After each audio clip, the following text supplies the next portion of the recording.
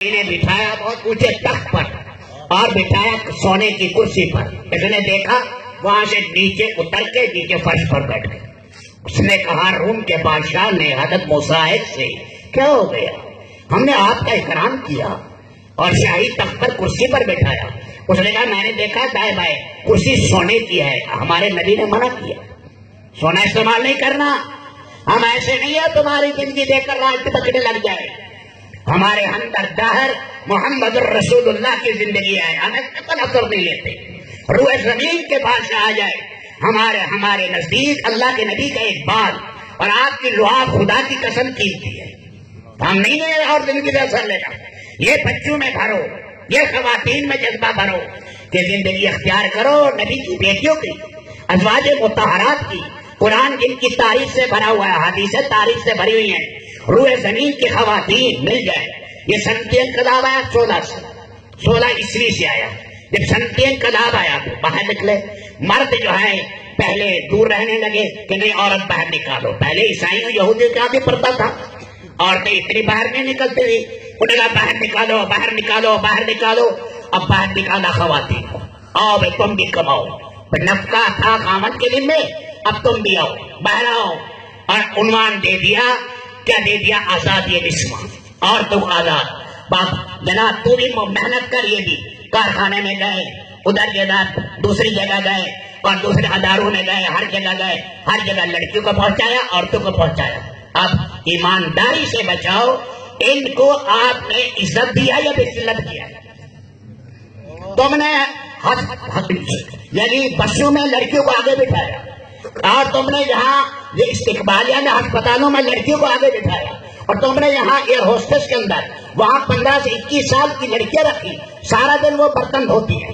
گھر میں باپ آتا ہے اپنی جوان بیٹی کو دیکھتا ہے، اسے کام ہی نہیں پتا تھا اور کہتی میری بیٹی سوئی ہوئی ہے، بیٹی کا احترام ہے. تم نے حوث کا نشانہ بنا کر بیٹی کو ننگا کر دیا اور تم کہتے ہم نے لوگوں کو جناب آزادی نسواں آزاد کر دیا.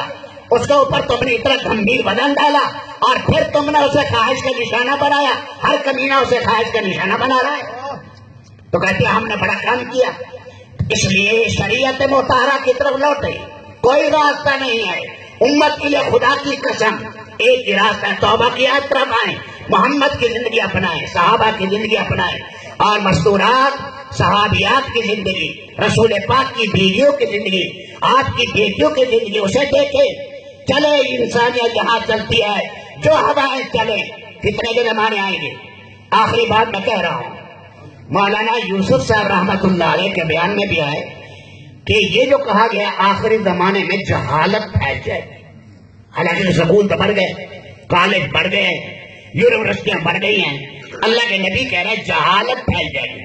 اگر نے فرمایا اللہ کو نہ ماننا، اللہ کی نہ ماننا، نبی کو نہ ماننا، نبی کی سنتوں کا استحضاء کرنا، صحابہ کی زندگی کو پھینک دینا، پاک زندگی کو چھوڑ دینا، شریعت کو پاؤں کے نیچے رونڈنا، یہ جہالت ہے.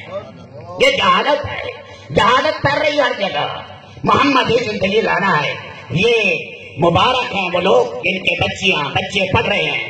اگر دنیاوی تعلیم بھی پڑھیں، ہم ان کے لیے بھی دعا کر رہے ہیں، وہ پڑھیں لیکن اپنی زندگی کو شریعت کے مطابق ڈھالیں.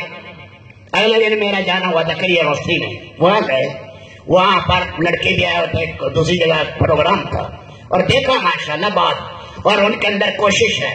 ایک وہاں اپنا پروفیسر بیٹھے تھے وہاں پر، اور سر نے کہا الحمدللہ یہاں رہا ہوں، میں نے کوئی حرام کام اپنی طبیعت کے اعتبار سے ہے بھی نابینا.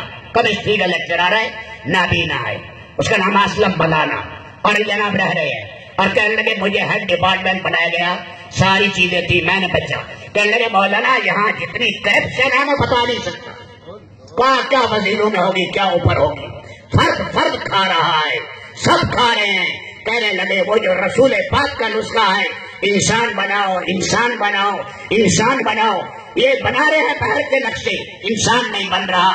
یاد رکھنا یہ جو ایٹم بنا رہے ہیں انسانوں کے لیے بنا رہے ہیں، یہ چوہے مار رہے ہیں، شام کے اندر چوہے مر رہے ہیں، یہ مخلوق معصوم مخلوق کو ذبح کرنے کے لیے.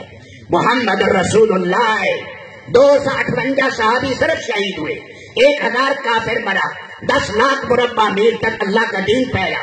तुम्हारे जंग अजीम में 73 लाख आदमी मरे हैं, 73 लाख। इसलिए अल्लाह के अहकामात नबी पाक अलैहिस्सलाम की सुन्नतें हैं।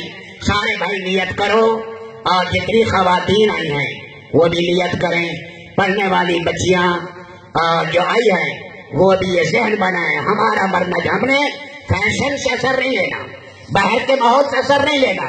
ये बड़ा अदाब आ रहा खवातीन में, और अक्सर घरों में झगड़े हैं, उन्होंने तलाक दी हम भी तलाक देंगे, उनकी तलाक है हमारी तलाक, उन्होंने यूं किया हम भी यूं करेंगे, उन्होंने यूं किया हम भी यूं करेंगे।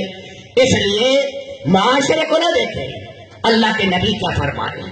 अभी एक लड़का आया रो रहा था कि मेरे भाई को तलाक हुई है, अपने मेरे भाई की बीवी को, अब वालदा का मुतालबा है इसको भी तलाक दो, इसको अपनी इस दूसरी बीवी को जो है तेरी बीवी उसको भी तलाक दे, हमने मुकाबला करना है। उसने कहा उलमा से पूछो, सुलह से पूछो क्या करना चाहिए।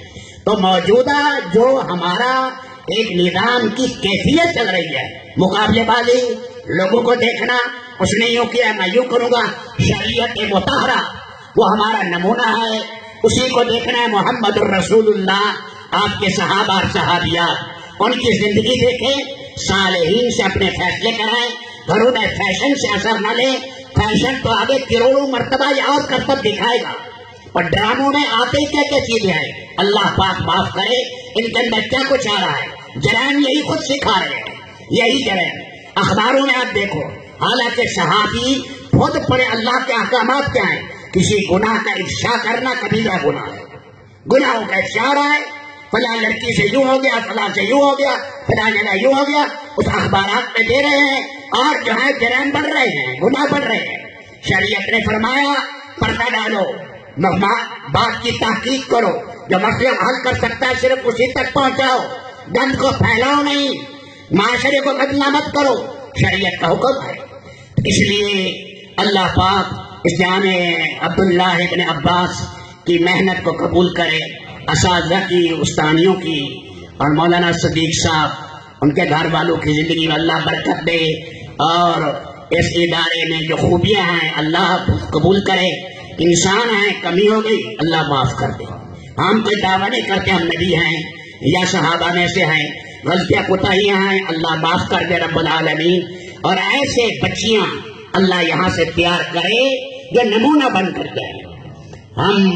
हमारे उस्ताद थे, वो कहते थे ऐसे लड़के तैयार करो, किसी बस्ती में जाए, शहर में जाए, नमूना बने, नमूना बने।